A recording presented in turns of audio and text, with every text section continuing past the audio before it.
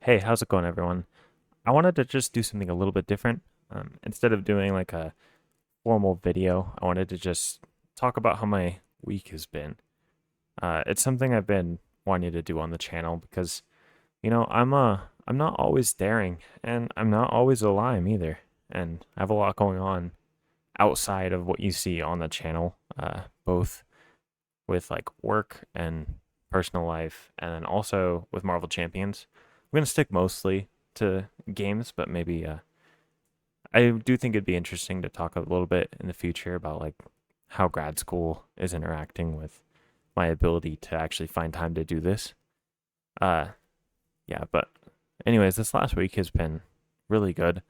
Uh, I started replaying the Guardians campaign with Paulina, and that's been a great time. I think I mentioned it on the channel like a while ago, maybe a little bit on the buyer's guide, I think, and then also in like that old tier list video I made. And I didn't have a good time on the first time I played Guardians, but also I was trying to do it with Rocket and Groot with their precon decks. I think that greatly morphed my experience of it because I had only played I think I can't remember. I think I had played Sinister Motives and Mad Titan's Shadow at that point, but those were pretty close together. Like I didn't have very many cards at all. I had the core box and Doctor Strange, and then Mad Titan's Shadow. I don't know if I even had other packs at that time. That I think it was just Mad Titan's Shadow and Sinister Motives at that point. So then I didn't realize how difficult the campaign would be. I wasn't as good at the game as I am now, and I was trying to play with Rocket and Groot's precon decks, which aren't great. Rocket in particular has gotten a lot stronger lately with the new cards. It was just a bad time. We got stuck on Nebula and lost like 3 or 4 times in a row. Probably more than that. Probably more about 5 times in a row, and then we just quit playing the campaign.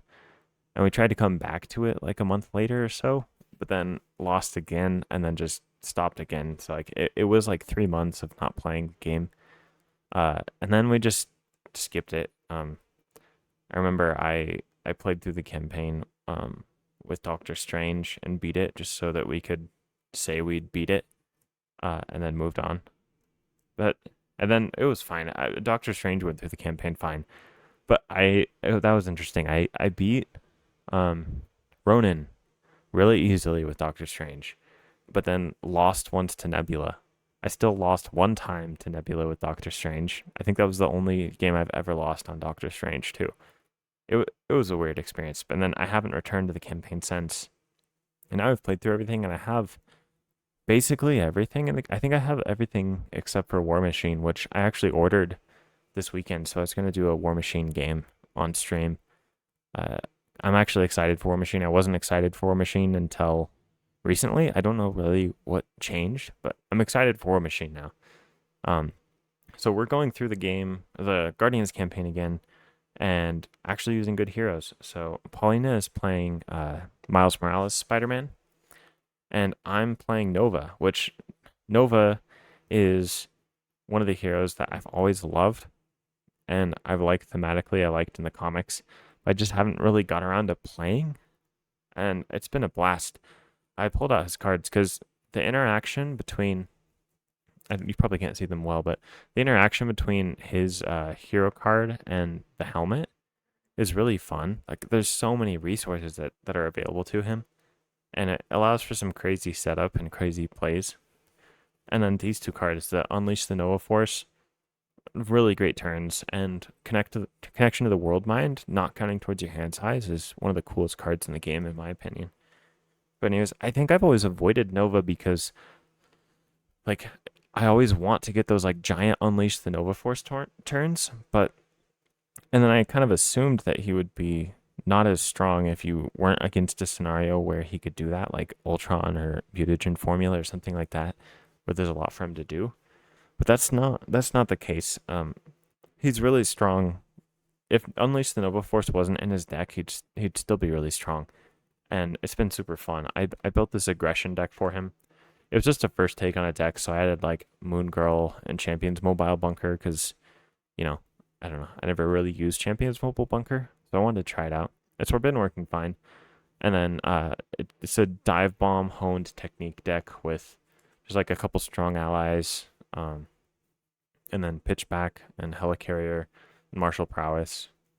His combat training's been really fun because it helps him take out the minions. Like we were playing against Drang in the first scenario, and I was able to take out the Badoon Grunts back to back with because I had combat training. And that was really cool. It was an Unleashed Nova Force turn on like turn 2, and it was a crazy setup. And I added some wild resources with Deadpool because the setup ability lets you put your Supernova helmet into play instead of in your hand if you pay with a wild. So I grabbed wilds where I could, and then chase them down because it's an aggression deck. But I also did want to be able to thwart, and that helps a lot. Martial Prowess gets him even more resources, and it's been super fun.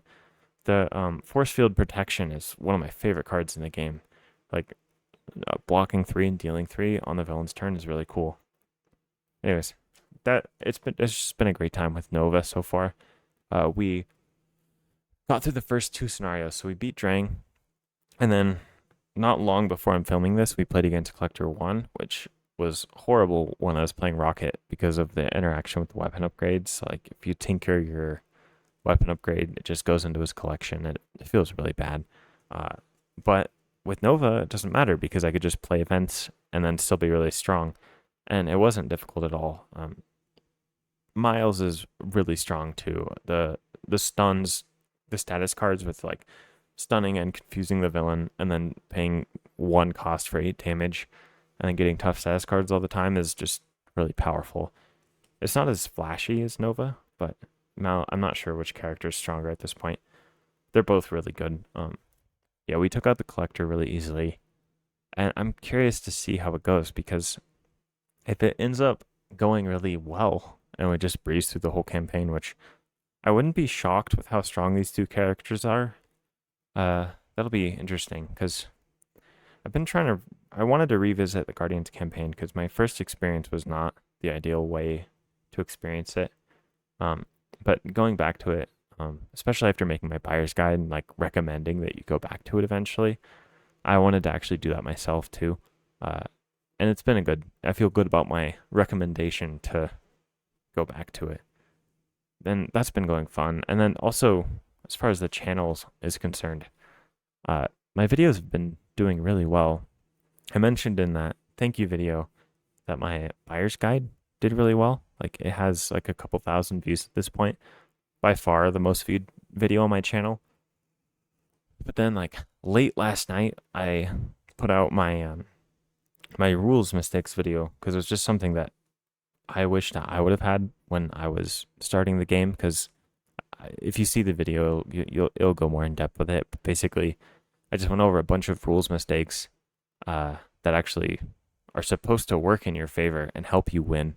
And people seem to have really enjoyed that. That's been really cool. And I think I want to make more videos like that in the future. Also, I can probably just make a part 2 because people have mentioned rules mistakes that they made that I didn't mention. And also I've thought of a few more. I geared it more towards solo.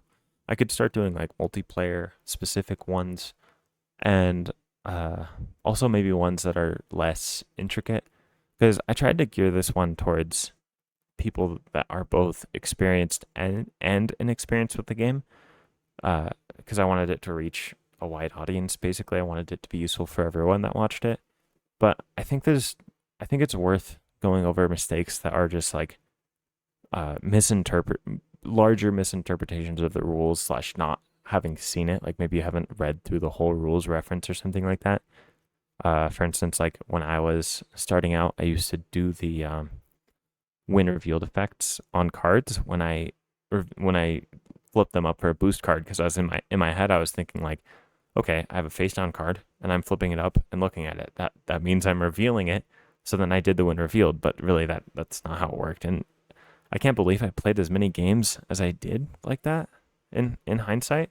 Yeah, it's kind of crazy that I got that far, because we were playing two player, and through the Mad Titans Shadow campaign, which was the very first expansion that I got, and we got stuck on Thanos, and then I read the rules because like this is way too hard, and I noticed that, and then it got way easier after that, obviously because like I'd like to see someone maybe I'll try to do it as a challenge, like try to beat Thanos on standard with doing the win revealed on the boost cards because it was brutal. It was horrible, very very difficult to deal with.